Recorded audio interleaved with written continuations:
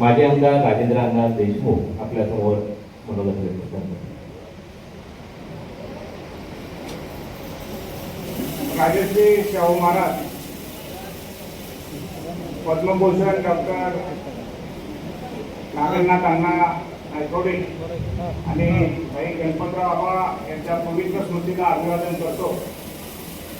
34वी पाणी परिषद हे आज मंगळवेढ्यामध्ये होते.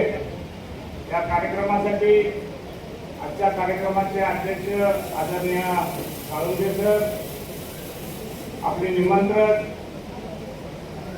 वैभव काका, त्याचबरोबर डॉक्टर बाबासाहेब देशमुख आमदार, अनिकेत देशमुख, गौरव कळया, मंचकार असलेले जतचे आमदार तुकाराम महाराज, उपस्थित सर्व शेतकरी बंधू आणि भगिनी,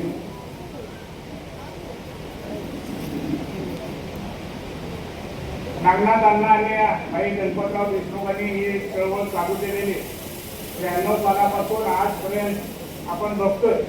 भारत देशामध्ये चळवळ चालू केले, कितीतरी चळवळी चालू झालेली बंद पडल्या, पण ह्या चळवळीचे यश आपल्या हातामध्ये घेतलं आणि हे यश चांगल्या पद्धतीनं 13 तालुक्यामध्ये पाणी आणण्याच्या दृष्टीनं ही चळवळ चालू केली.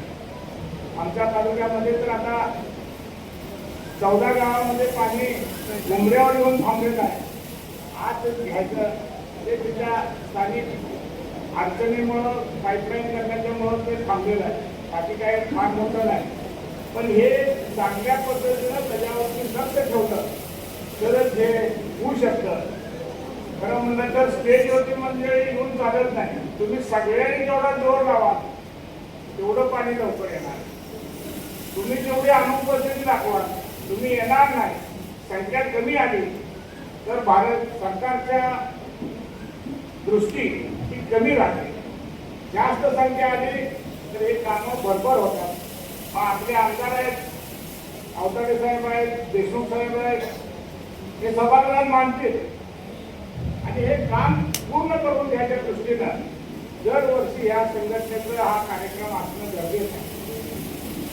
काका, ही संघटना अण्णांनी आणि आबासाहेबांनी वाढवली, त्याच पद्धतीनं तुम्ही आणि गौरवभाऊ आणि आमदार देशमुख साहेबांनी ही चांगल्या पद्धतीनं पुढाकार वाढवणे गरजेचं आहे. कारण या संघटनेच्या लहान माणसांना उपयोग आहे, मोठ्या माणसांना काही फरक पडत नाही, पण लहान माणसांना या संघटनेचा उपयोग आहे. त्यांचा आवाज शेवटपर्यंत जर सभागृहात मागायचा असेल तर ह्या चळवळीच्या माध्यमातून तो आवाज तिथपर्यंत जाऊ शकतो. हे आम्ही जवळून बघितला. भवानी हायस्कूलच्या मैदानावर 29 सभा मैदानाच्या खाली मातीत बसून बैठक मारून घेतली. आता आपण या 5-6 सभा या हॉलमध्ये खुर्ची टाकलेली माणसं बसवली. म्हणजे माणसांच्याकडे पाणी आल्यावर तिकडे कामाला लागा. कोण पाणी द्यायला लागला, कोण फवारा मारायला लागला, कोण आलेलं पीक बाजारात घ्यायला लागला. आपल्याला चांगल्या पद्धतीनं वातावरण, वेगवेगळे प्रश्न आणि परत निर्माण केले पाहिजे. नद्या जोड प्रकल्प आपण हातामध्ये घेतला पाहिजे. अवताडे आमदारांनी सांगितले की मान नदीला पाणी आलं पाहिजे. उरमोडीमध्ये पाणी आहे, तो पंप चालू करायचा, जिहार आमदार काढायचा. कारण तुम्हाला पाणी आलं म्हणजे आमच्या विहिरीला पाणी तिथं फक्त. त्यामुळं तो पंप जर चालू केला तर राजेवाडी करतं आणि खाली तुम्हाला बाबासाहेबांना एक फायदा होतो. म्हणजे थोडक्यात म्हणजे गाणा, मात्रा, उकार ह्यामध्ये जरा काय अडचण हे जरा आपण बघणं गरजेचं आहे आणि त्या दृष्टीनं आपण सगळ्यांनी प्रयत्न करावा एवढं ह्या निमित्तानं सांगेल. आता 14 तारखेला अण्णांची जयंती आहे.